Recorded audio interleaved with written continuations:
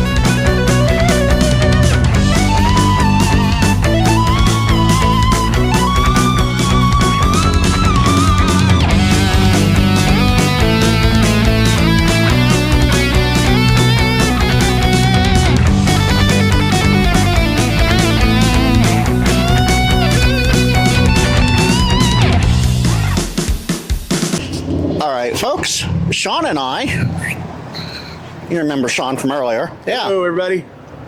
We are at HRO Sacramento. Geez, been to Oakland so many times, I still call it Oakland. Let's go inside and see what Sean gets. One of everything. Here we go. Welcome in. Thank you. Hey, guys. So, Sean, let's go say hi to Jim. Well, hello, Jim, who I've never seen before. How are you? So this is Sean's first time buying any radios, any antennas, any everything. He's a general. He's worked with my radios. Congratulations. And that's about it. So, Jim here, you get to help him. All right. He has some ideas based on what I've told him of stuff to get, but he wants to fiddle with knobs and ask questions. So, all right. And so, are you looking for a base station or mobile, or? Well, I have a number of ideas. I want to get a mobile HF that I can put on the desk at home or on a picnic table POTA. I want to get a 2-meter handheld and a 2-meter mobile. Where I live, there's a lake, and I want to be able to park the van at the parking lot at the top of the lake, and then with the mobile, the VHF, UHF mobile, and then take the HT down to the shore. And then if on the 1 in a billion chance I come across somebody who's dropped their propeller or sprained their ankle, I could call conceivably somebody for help. Otherwise, just listen to the chatter. all right. Because we have no cell services that lake. It's right over the hill from both of our houses. So, what is your budget? Because we can go from mild to wild. 2,000. 2,000. All right. Yeah. This guy right here would be a good choice for you. If you're looking for a base station or mobile, this one here. It's an all-in-one. Okay. Covers HF, VHF, and UHF in all modes. Okay. The 991 Alpha is definitely a nice choice. I did warn him, because he's talked to me a lot. I'm basically his Elmer. I have warned him a lot about the all-in-ones and how, you know, if it goes down for one, it goes down for all of them. Right.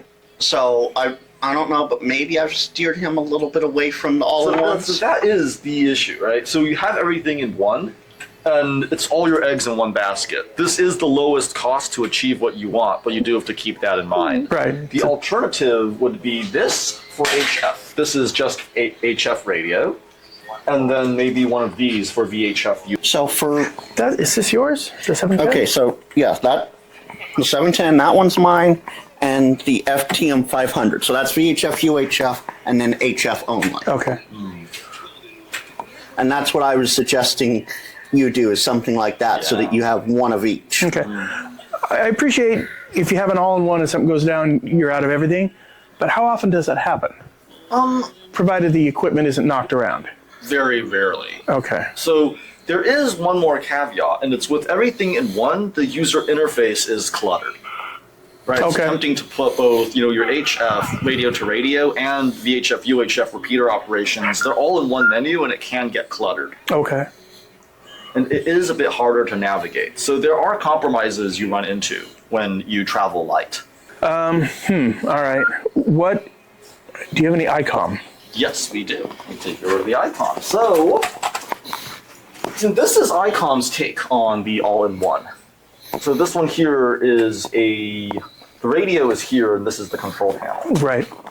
Now this one here, of course, also covers HF all the way through UHF, in the similar vein to the Yaesu 991.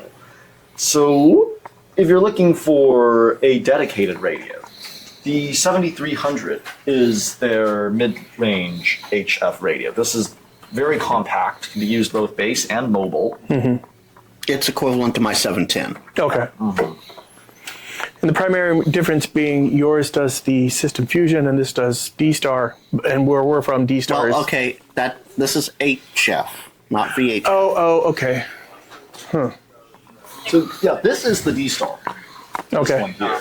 The Icom 5100. It's got a very large black and white touchscreen, which I actually prefer for an outdoors type of radio because when the sun hits this thing, the screen doesn't wash out. Okay. On color screens with direct sunlight hitting it, it may wash out. Okay.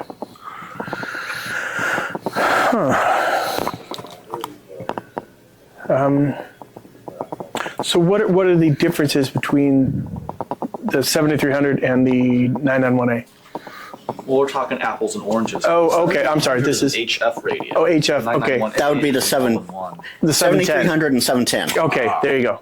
The primary difference is that the 710 is a much newer radio, has a faster digital signal processor, which allows it to run more advanced noise reduction algorithms. Okay. That's why I'm able to pull out stations deep down in the noise Right, versus okay. the 7300.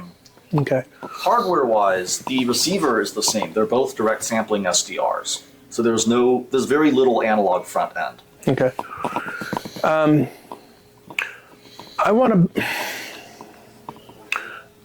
I don't see that I'm going to be the ham that has 50 different radios in my shack. Mm-hmm. I want to have, All new hams say that. right, we'll see. I got kids to raise. So I want a radio, I guess sort of the buy once, cry once. I want something that will cover all of the things that I'll be interested in without any way to explain what that is. I just don't want to get home and realize, oh, if I bought this other radio, then I could do this digital mode or something like that. So it comes down to everyone tends to obsess over audio quality in a radio. I mean, after all, it is a two-way radio. You're listening and talking. Right. However, user interface is one of those things that people might not think about, but might end up being important. This is where I get into. In a perfect world, we'd have a radio with the operating system of the Icom and the signal processor of the Yaesu. In other words, okay. the user interface on the Icom, it's much more intuitive. So in the menu setting, you have everything in categories. Whereas Yaesu's system tends to place everything in one screen. So compare that to this, where all your options are on one screen. Oh, It's a okay. matter of preference as to which one is better. And some people like seeing everything all on screen at once. Others like having everything categorized. Okay. Considering he's had no experience with radios except for my 710. Yeah, so if you're starting out your first radio, I would say you'd probably want to go with this one, because down the line, you'll really appreciate that noise reduction. Okay. It digs signal out of the noise. The meter is not even moving and you hear them. Okay.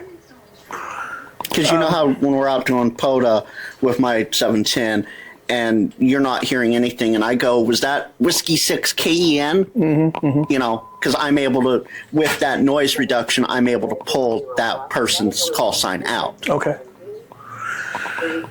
Well, I think we're going to go the Frank route, and I'll take one of these with a speaker and one of those. Well, Same as now, what he's got. okay, Sounds like a plan. So, Jim, you want to save a couple bucks here, son? Perhaps. With the 710, with the HF radio, Right. go with the field version. You don't need the extra speaker. the radio. Oh, I see. Speaker up Gotcha. top. Right. So, This is nice if you're. Oh, and the radio yeah. is right under a cabinet.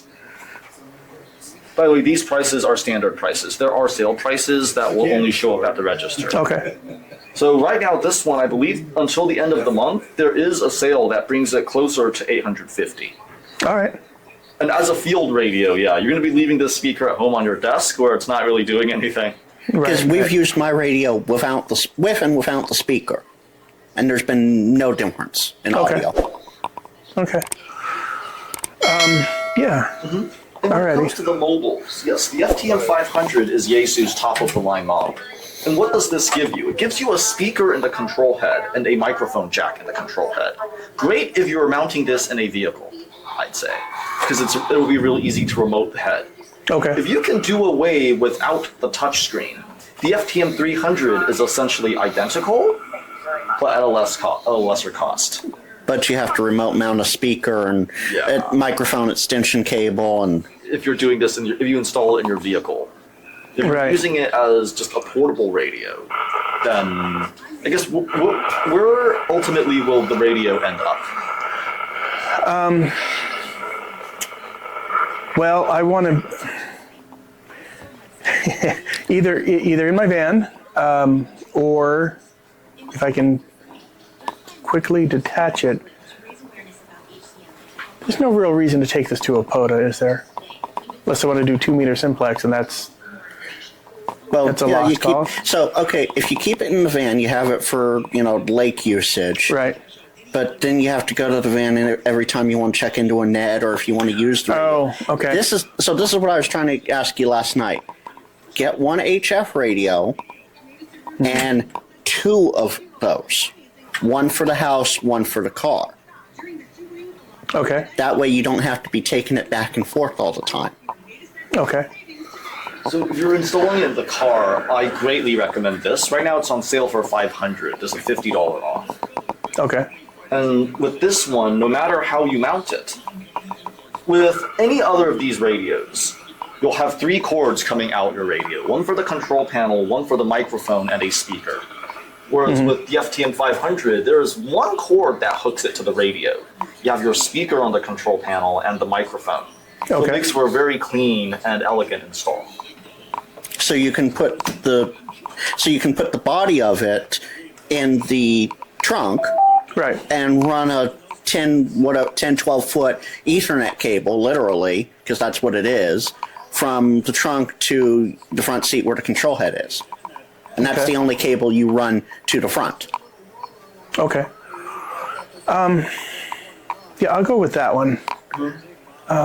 If for no other reason, it's just less on the dash. I don't want to have that much on the dash. Absolutely. Okay.